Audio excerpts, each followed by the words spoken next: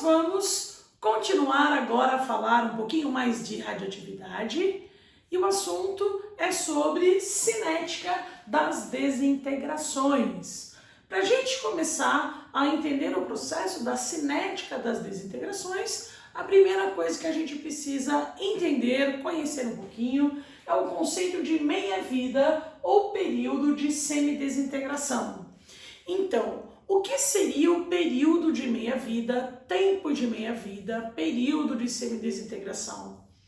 É o tempo que demora para que um material radioativo se desintegre meia-vida, a metade. Então, é o tempo necessário para desintegrar metade deste material radioativo. Lembrando que o material radioativo, a radioatividade está dentro do núcleo. Então, é o tempo necessário para desintegrar 50% dos núcleos radioativos de um material radioativo. Esse período de meia-vida, ele é extremamente variável. Nós temos materiais radioativos com período de meia-vida extremamente curtos, como por exemplo, o polônio tem um período de meia-vida por volta de 3 minutos, e existem materiais com um período de semidesintegração muito longos. O césio, que é aquele material que a gente teve num vazamento em Goiânia por volta de 30 anos, 35 anos. O carbono 14 é utilizado para fazer datação de materiais arqueológicos, de fósseis. Ele tem um período de meia-vida por volta de 5.700 anos. O que significa isso? Isso significa dizer que, considerando uma amostra inicial, essa quantidade inicial, esse meu material, essa minha amostra, eu posso considerar em termos percentuais, porcentagem de material radioativo, eu posso ter a massa de material radioativo, eu posso ter o número de átomos de material radioativo, enfim, a minha quantidade inicial. A cada período de meia-vida que passa, eu tenho uma desintegração da metade desse material. Então, essa quantidade inicial, ela é dividida por 2 a cada período de meia-vida que vai se passar. Então, se eu tenho, por exemplo, polônio, um período de meia-vida de 3 minutos. Então, se eu tiver uma localização que teve um vazamento nuclear com polônio agora, então eu tenho muita radiação, 100% de material radioativo. A cada período de meia-vida do polônio, que é de 3 minutos, então a cada 3 minutos, esse material radioativo, essa amostra vai ser dividida por 2. Então, passando 3 minutos, eu vou ter só 50% do material radioativo.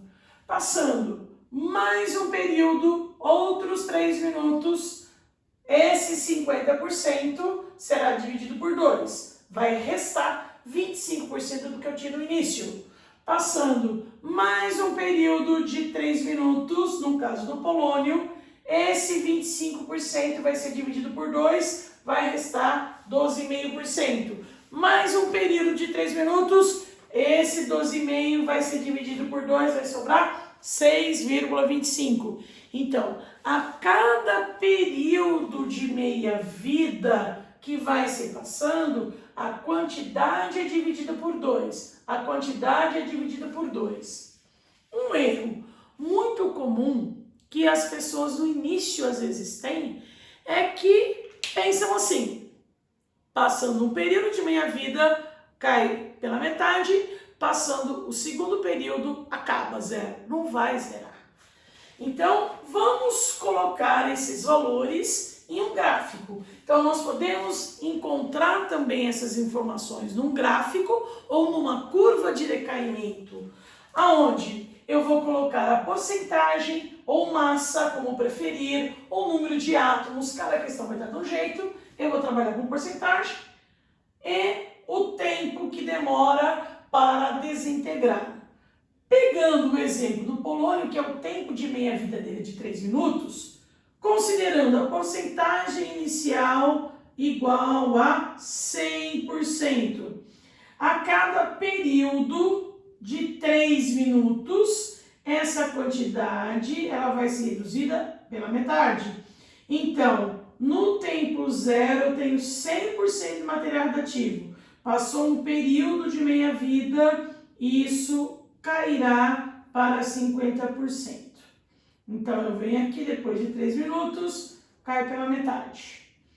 Passando mais um período de meia-vida, eu vou chamar de 2P, que esse gráfico é o mesmo, é sempre igual, só mudam os valores. Um período do polônio de 3 minutos, do césio de 30 anos, do carbono 14, 5.700 anos.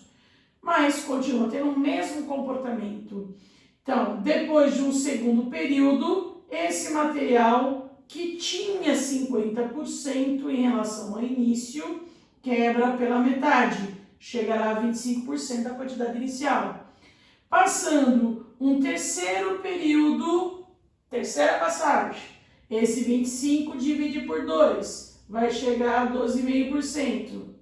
Então, nós vamos ter uma curva, mais ou menos assim, ó. Começou com 100%, passou um período, caiu para 50%, segundo período para 25%, 12,5% vai continuar, vai beirar a zero. Mas zerar de verdade, isso nunca vai acontecer, certo?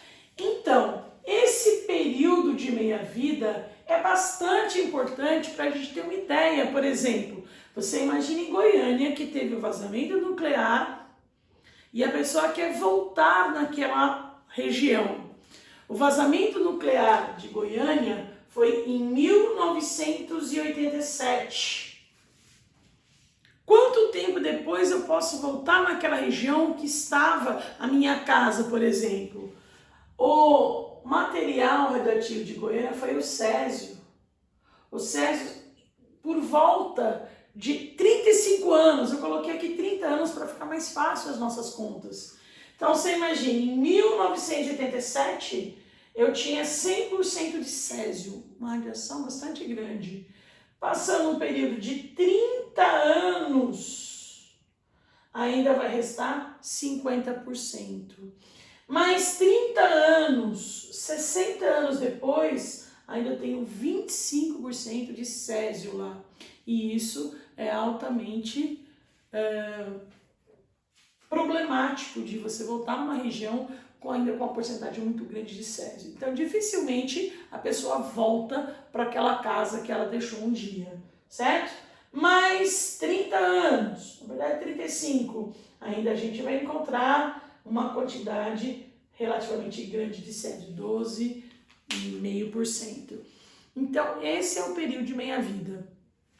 Alguém já ouviu, com certeza, falar teste do carbono 14, que é utilizado para determinar a idade mais provável de um material arqueológico. Como que é feito esse teste do carbono 14? É através dessa radiação. Um ser vivo, ele tem essa quantidade, essa taxa de carbono 14 praticamente constante. Então, um carbono 14, se ele se desintegrar, ele é reposto, então ele é reproduzido enquanto o ser é vivo. Quando esse ser vivo morre, esse carbono 14 vai tendo o seu decaimento. Então, digamos que tenha lá um material arqueológico descobrido, encontrado em algum lugar. Aí você chega, vai medir quanto que resta de carbono 14 nesse material radioativo. Vamos dizer em termos percentuais. Eu medi esse material, está com 25% de carbono 14 ainda. Então, se ele está com 25%, é sinal que isso aqui teve um período de meia-vida, 2 períodos de meia-vida. Como o carbono 14 tem um período de meia-vida por volta de 5.700 anos, isso vezes 2, você consegue ter uma previsão que o material tem por volta de 11.400 anos. É assim que faz essa datação. Falamos já no primeiro vídeo de radioatividade que esse assunto é bastante comum no nosso dia a dia. Falamos de várias aplicações de usinas nucleares, de bombas atômicas, de utilização na medicina. Então, nós vamos mostrar agora também esses procedimentos, alguns processos, através das equações dos processos. Vocês se lembram também que no primeiro vídeo eu falei sobre a equação de transformação dentro da radioatividade e que equação é sempre uma equação. Qual é o significado disso? Que o primeiro lado aqui, o primeiro membro, sempre tem que ser igual ao segundo membro. A parte de cima dos reagentes no total tem que ser igualzinho à parte de cima dos produtos, certo? Porque é uma equação, tem que existir uma igualdade. Então, nós temos aqui dois processos bastante interessantes e comuns relacionados com processos nucleares, com processos radioativos. Um deles, que é a fissão nuclear. O que significa o termo fissão? Fissão é uma quebra. Então, uma fissão nuclear é uma quebra de um núcleo que é extremamente grande e eu vou quebrá-lo em núcleos menores. Então, não existe apenas um processo de fissão nuclear. Existem vários. Este é apenas um exemplo de fissão nuclear. Agora, aonde eu uso o processo de fissão nuclear? A fissão nuclear é o processo utilizado para gerar energia numa usina nuclear, é o mesmo processo utilizado para gerar energia numa bomba atômica. Então, foi isso que foi feito na utilização da bomba atômica na Segunda Guerra, um processo de fissão nuclear.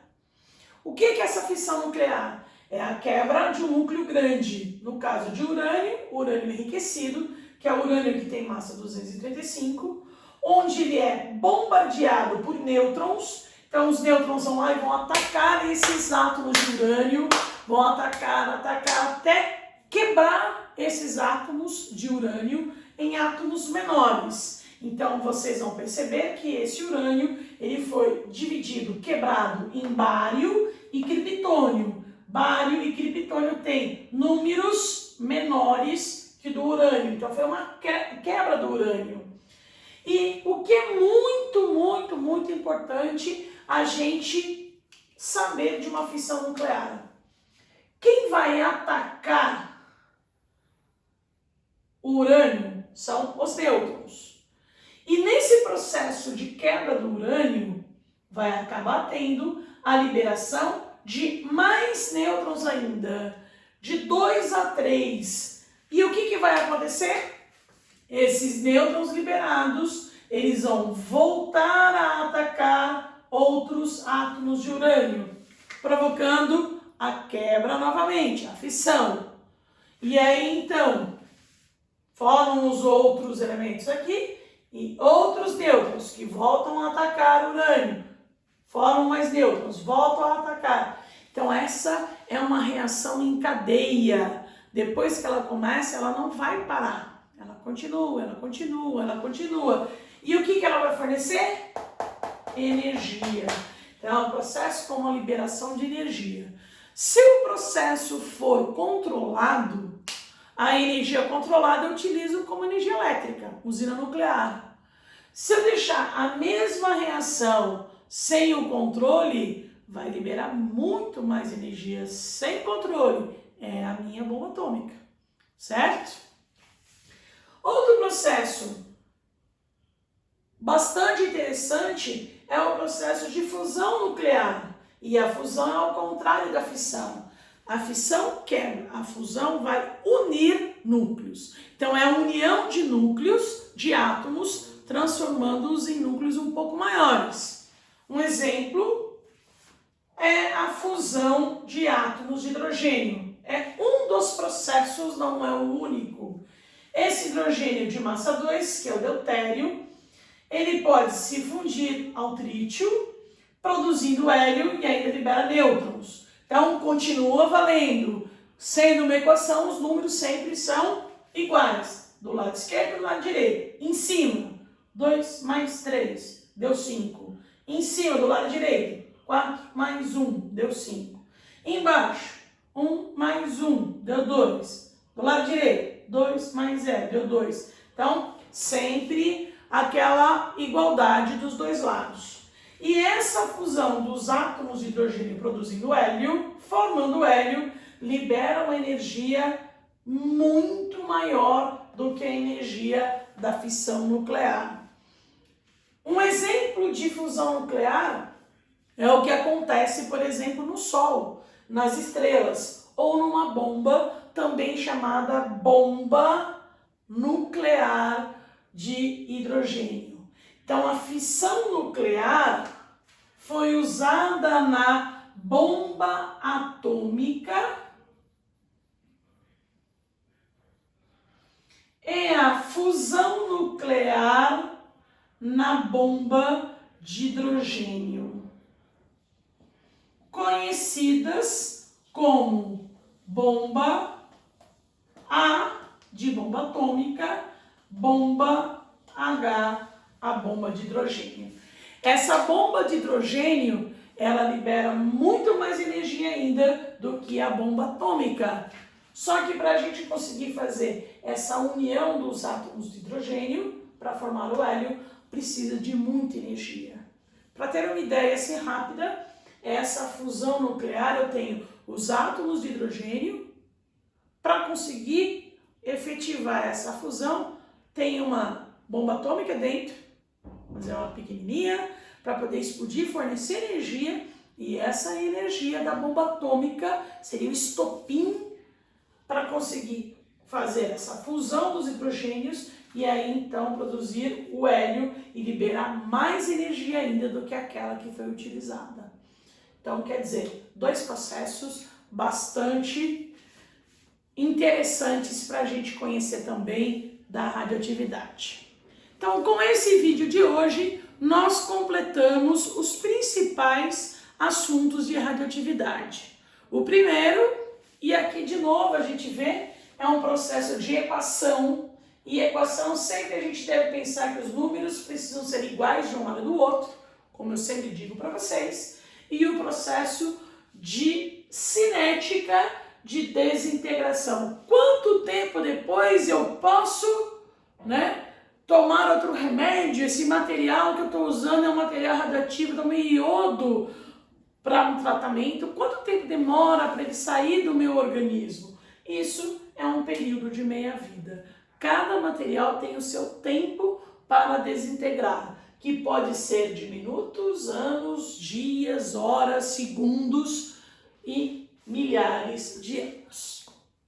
Bons trabalhos para vocês, pratiquem bastante.